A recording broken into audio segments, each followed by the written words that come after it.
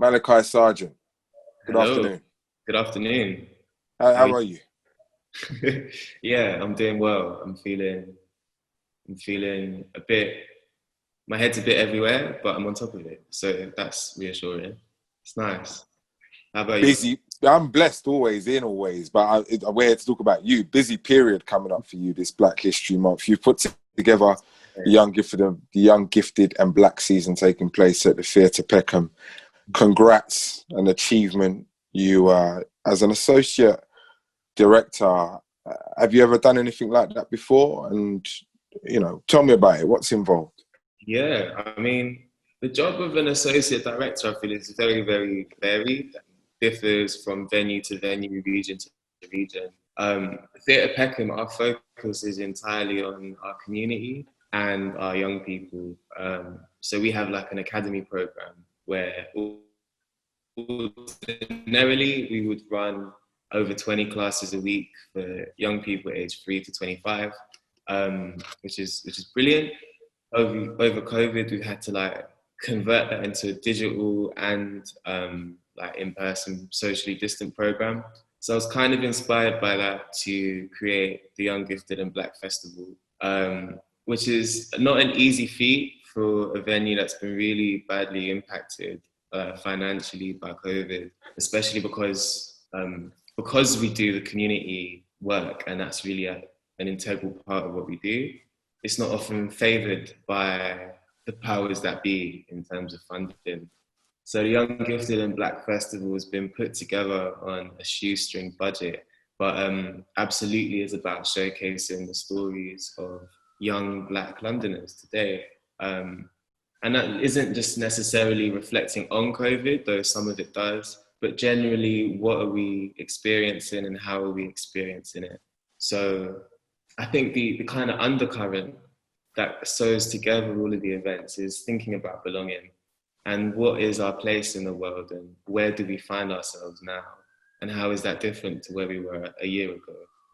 How do we continue to create senses of community when we've been in isolation? And what does that mean for things like intimacy? What does that mean for things like navigating relationships with family? What does that mean for things like trying to be a good friend? And all of our theatre productions reflect that. We've also got a number of talks, panel discussions, seminars, workshops, a book launch as well. So it's a really, really exciting time where we've kind of relaunched our academy. We've reopened with this new season of work that I put together. And also I've been putting together a new community program as well. So that looks at working with a group of young students who are in an alternative education setting because mainstream couldn't accommodate them. Working with parents, caregivers and their under fives on a new project with South London Gallery, a new community yoga provision where we're giving discounted places for people on the local estates, and a project for 10 to 13-year-olds who are moving from year 5 to year 6 or year 6 to year 7. That combines well-being, dialectal behavioural therapy and the safety net of drama to explore feelings and everything that's come up for young people throughout lockdown. So it's a really, really busy time. Luckily, my bags today aren't too bad, but it's been a lot of work to put it together, but I'm thrilled. You do plan to sleep, right, over the next 4 weeks or so? I Like I mean, said, you got a busy month coming up. definitely, definitely. Sleep is imperative. Black History Month. Now, before I even get to that, talk a bit about yourself, Malakai. You're 22, and uh, everything that you've just described belies your age, if I'm honest with you, in terms of even just an overstanding of it. So, talk about how you find yourself in this space at 2020, in okay, 2020. it's been a really long journey. I started off acting for a little bit, but I realized that wasn't for me. I'm a Virgo. I like to have control. I like to know what I'm doing and where I'm going. And working with, directors who don't necessarily know what they're doing, or when you're being typecast in a role where like your speaking line is something wildly insulting to the community that you actually come from. I realized I had to hang up those was pretty early. So in 2014, I co-founded a theatre company called the S&K Project, and we were in operation until last spring when I stepped down and closed down the company. But in those 5 years, we produced interdisciplinary outdoor site-specific festivals at like Dalston Curve Garden and Burning Grant Arts Centre, events on Dalston Roof Park. We've worked with a number of theatres regionally to deliver a networking event called Bring Me In, which was specifically for artists of colour to come to a venue, to meet the people at the venue and meet other artists of colour in that region. So we did that in London, Nottingham, Brighton, a couple other cities as well. We wrote, devised, produced, cast a number of our own original productions, one of which went to like Battersea Arts Centre and did a short run there as well. So that was really the introduction that I had into theatre. It was kind of making it, after having like this community arts training and facilitating workshops for young people, it really catalyzed my desire to understand narratives and tell stories, and to tell stories in unconventional ways as well. I think it's through that journey, it's really informed my practice as an artist in terms of decolonizing narratives. How do we present narratives? Do they all take the beginning, middle, climax, resolution structure? No, it can't, because that's not my life. That's not the life of the majority of Black artists that I work with. Black meaning Black and not like Black and anyone not white. So if our lives are not reflective of this structure, why would I create work that is reflective of that? Why would I write work that is reflective of that? And why would I use forms to present this on stage that also isn't reflective of that? So all of my work is about pushing boundaries in terms of form and discipline. It's about really empowering artists to write the stories that they want to tell and not feel like they have to succumb or mute themselves or dilute themselves with the things that they want to say because they're thinking about audience. That's my job as a producer. I want artists to do the art, and I can help make that happen. So I've been like a freelance producer for the last 4 years as well. Worked with very different organizations in multiple capacities. Oftentimes doing like community producing and working to engage local people with like a main house production. I think part of the reason is because I am Black and I'm young, and there's just an expectation that I know how to talk to other young Black people, which is fine because then I do the work and I do it well. So it's been a long journey, and it's seen me direct and facilitate and write and produce and dramaturg text and deliver consultancy for organizations and sit on panels, and you know, it's a really sort of multifaceted career that I've had. But all of that coming into this role as an associate director is super useful. If there's a facilitator who's late or something, I know that I can deliver a session. If there is an artist that wants to read a script, I know I can give good notes. If there's someone that's coming to me with an idea and some money attached to it, I can find some more money and make that idea happen as a producer. And all of that is really, really key in this role, especially at this time in a theatre like ours. I've asked most creatives and people from the arts sector, artists, this question. So how did the initial lockdown period impact on you? Did you find yourself more creative? Did you find yourself suffocated? How did you get through it? What were the initial phases, and how do you feel now? I think for me, as an artist, my art was really suffering and quite stifled. I think mainly because just before lockdown, I'm only part-time at Theatre Peckham, but I got asked to do 4 days a week instead of the 3 that I was doing. So a lot of my work and the creativity that was coming with that was thinking about how do we develop digital projects for young people that are meaningful, that they can still get something from.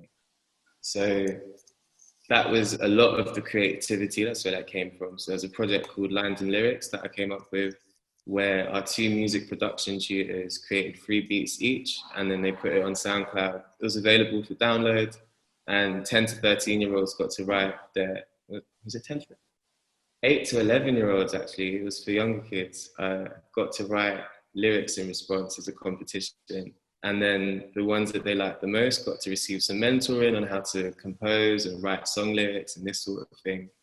And we had 2 winners in the end, 2 10-year-olds, and they produced like some incredible like song lyrics.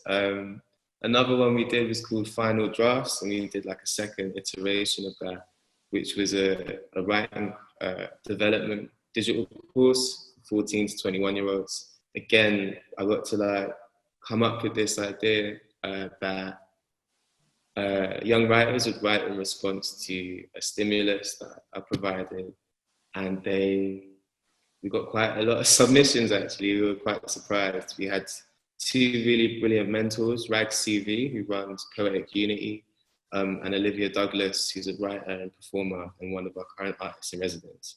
And they each had 3 young people each and mentored them over a number of weeks to develop their final drafts. So we just finished the second iteration of that due to its success, and we're looking to get some coverage on that for radio and broadcast and publications as well. So those are just a couple examples of the sort of creativity in the work capacity. Personally, I've been testing myself with my writing. I write poetry and creative nonfiction and short stories, and I was just seeing where that was going. I did quite a lot of like free writes and a couple of writing sessions over Zoom, and like when the lockdown was eased, I was meeting up with people and doing that, some writing over music and just freestyling, spitting bars.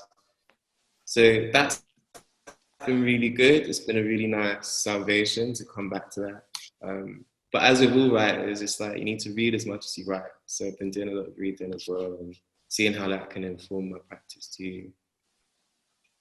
What kind of books have you been reading? The last book I read was called Freshwater. Good? It's a Worth short it? book. It's like 250 pages. It's one of the best books I've read in a really long time. I resonated to it in a way that I wasn't expecting. The writer... What was the best ones? Yeah, what was the best ones? Yeah, who was the writer? You know what? Let's do a quick Google. Go for it. Happens to me all the time, don't worry. They're a new writer. It's their debut novel. That doesn't help there. I'll get back to you on that one. Don't worry, yeah, we can all do our Freshwater, yeah? We can all do our research. The Lonely Londoners for the first time, which was incredible. Such a brilliant book. So my last question then is ahead of this month's events at the Theatre Peckham. The artistic director, Susan McLean, she made a statement about there being a fear that a high number of people from culturally diverse backgrounds will be forced to leave the industry, resulting in a long-term loss and undoing of vital impact which the organisation has made over the years.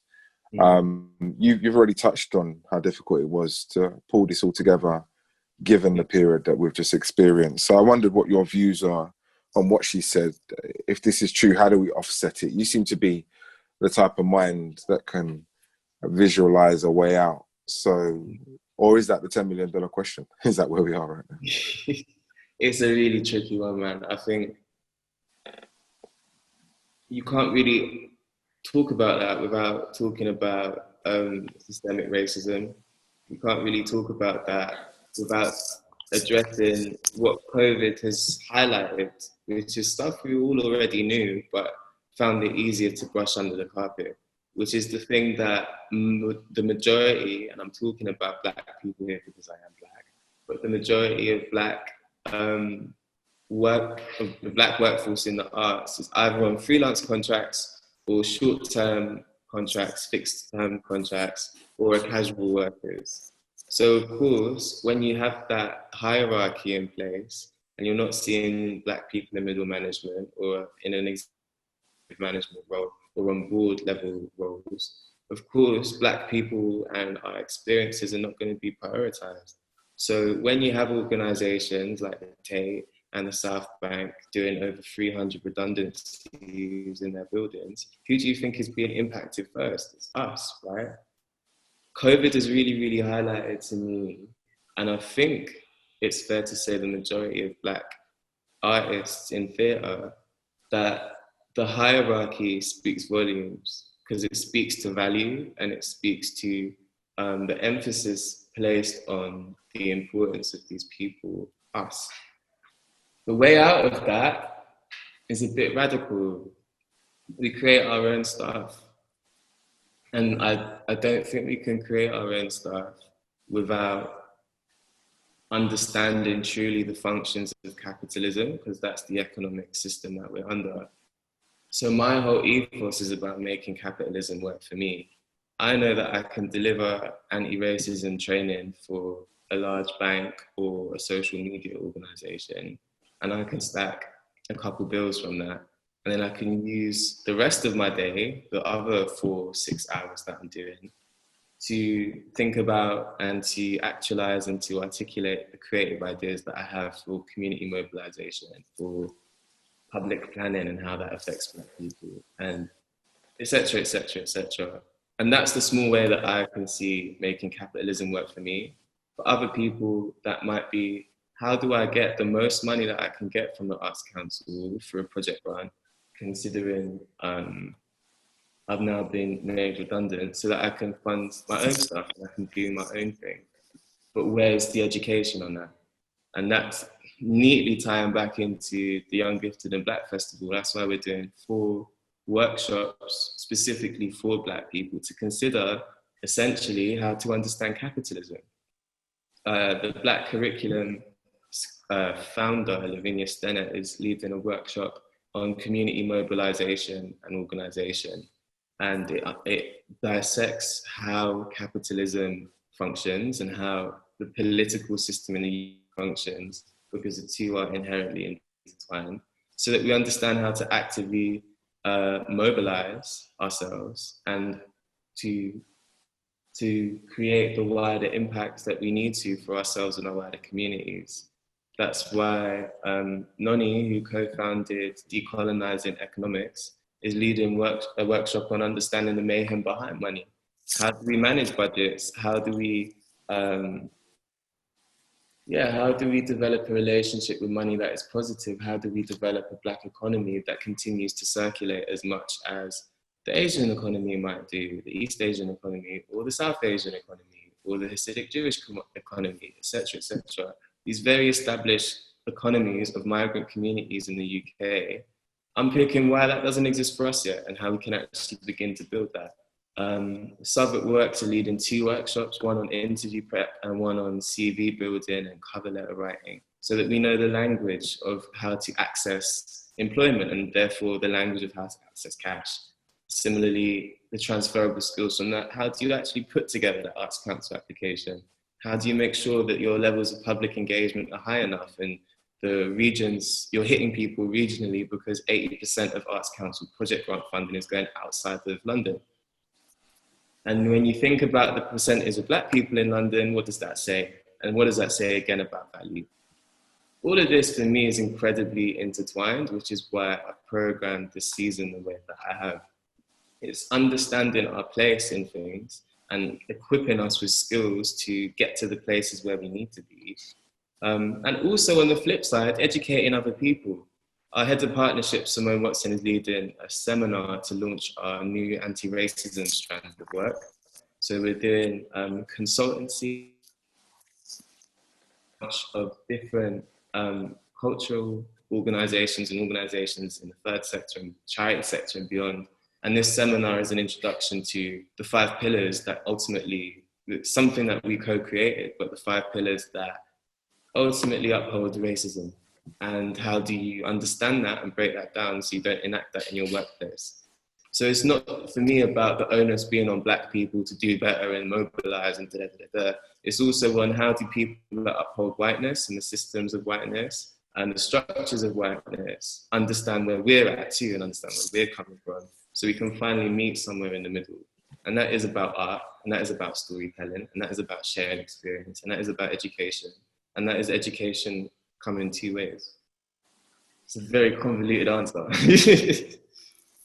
Viewers watching this interview here, this is Malakai Sargeant 22 years old, I can pretty much see he's the future. So listen keenly, because he's just dropped a few gems there for you.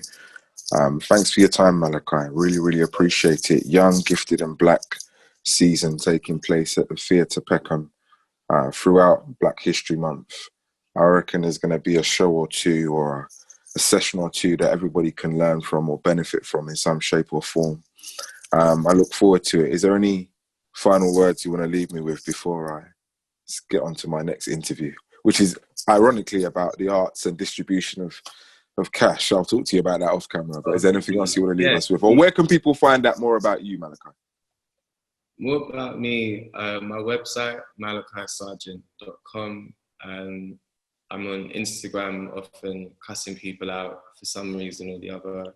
That's at Malakai Sargeant. LinkedIn, same thing. And I'm very, very often in some of the four walls of Theatre Peckham, so you can definitely catch me up to you. Well, good luck with everything. I'm sure we'll be speaking a few times throughout your career moving forward. All right? So thanks so much for your time. No worries.